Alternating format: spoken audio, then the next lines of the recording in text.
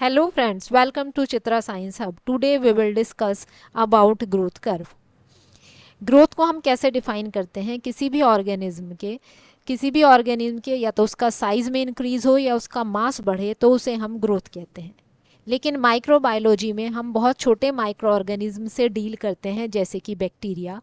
तो इतनी छोटी सेल के अंदर अगर मास बढ़े या साइज बढ़े तो वो डिटेक्ट करना आसान नहीं है।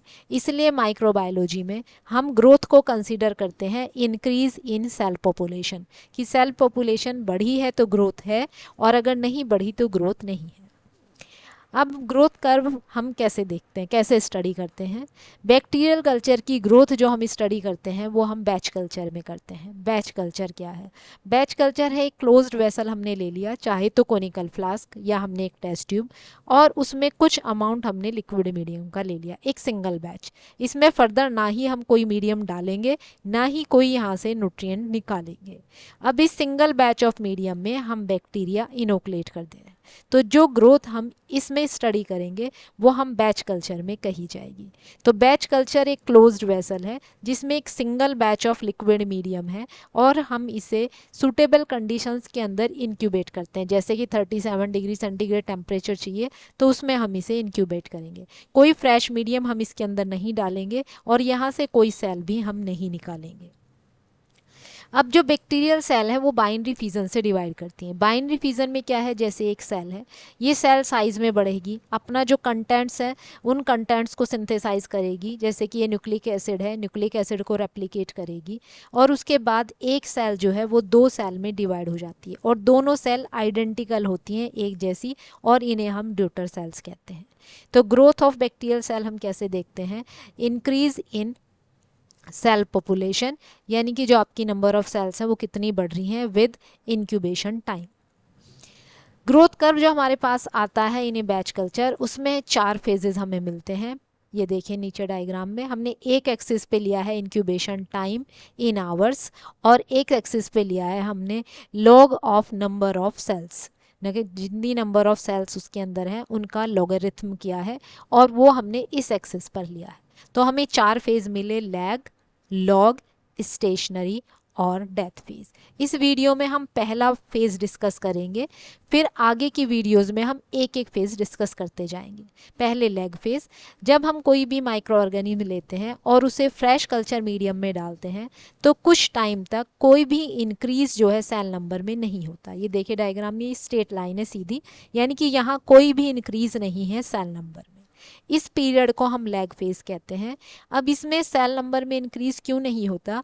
क्योंकि सेल्स जो है वो नए कंपोनेंट्स बनाती है, ग्रोथ के लिए अपने आप को तैयार करती है, तो इस फेज तक वो नए नए कंपोनेंट्स बनाती है। तो वो मेटाबॉलिकली एक्टिव होती है सेल्स, लेकिन डिवाइड नहीं करती। अब ये जो लैग फेज है इसका ड्यूरेशन, कि इसके 2 आवर्स होंगे, 1 आवर हो गया, कुछ मिनट होगी, ये ड्यूरेशन डिपेंड करता है कि जो आपने इनोकुलम लिया यानी कि कल्चर लिया उसकी हिस्ट्री क्या है। वो कल्चर स्टेशनरी फेज से है या कल्चर आपका डैमेज्ड है या आपका फ्रीज्ड कल्चर है, उसकी एज क्या है, और जो मीडियम, जिस मीडियम में आप उसे डाल रहे हो उस मीडियम की कंपोजिशन पहले वाले मीडियम जैसी ही है या डिफरेंट है। इन चीज़ों पे डिपेंड करेगा इस लैग फेज का ड्यूरेशन।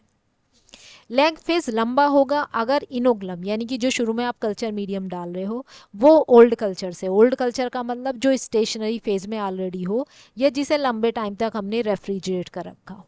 अब ऐसी सेल्स के अंदर एसेंशियल न्यूट्रिएंट्स की कमी होती है तो सेल को टाइम चाहिए होता है इनकी सिंथेसिस करने के लिए, इसलिए लैग फेज लंबा होता है। और अगर इनोकुलम हम उन सेल्स का लो जो डैमेज हो गई किसी भी ट्रीटमेंट से, या तो हीट से या रेडिएशन से या उनका एक्सपोजर केमिकल से हुआ है, टॉक्सिक केमिकल से, तो सेल्स डैमेज हो जाएंगी। तो इन सेल्स को टाइम चाहिए कि ये रिपेयर कर सके अपना डैमेज और उसके बाद सेल ग्रोथ होगी, तब भी हमारा लैग फेज जो है वो लंबा होता है। अब अगर हमने कल्चर जो बैच कल्चर में डाला है उसके अंदर जो मीडियम के अंदर न्यूट्रिएंट्स है उनकी कंपोजिशन अगर अलग है पहले मीडियम से, जिसमें पहले कल्चर है उस मीडियम से, और ये जो हम नए मीडियम में डाल रहे हैं अगर वो केमिकली डिफरेंट है, सपोज करो उसमें कार्बन सोर्स जो है वो आपका सेलुलोज है, इसमें कार्बन सोर्स आपका ग्लूकोज है, तो उसे इस नए मीडियम के न्यूट्रिएंट्स एब्जॉर्ब करने के लिए नए एंजाइम बनाने पड़ेंगे, ब्रेक डाउन करने के लिए। तो नए एंजाइम बनाने के लिए उसे टाइम चाहिए होता है। इसलिए अगर केमिकली डिफाइंड मीडियम, पहला मीडिया कुछ और है और नए मीडियम के अंदर कार्बन और एनर्जी सोर्स अलग अलग हैं, तो तब भी आपका लैग फेज जो है वो लंबा होता है। लैग फेज छोटा तब होगा जब हम कल्चर जो लें वो यंग हो, विग्रसली एक्टिवली ग्रोइंग कल्चर हो, और हम सेम मीडियम के अंदर डालें। पहला जिस मीडियम में वो कल्चर ग्रो कर रहा था और सेम मीडियम के अंदर अगर हम दोबारा से उस कल्चर को डालते हैं, तब लैग फेज या तो बहुत छोटा होता है या एब्सेंट होता है। This is all about lag phase. Thank you.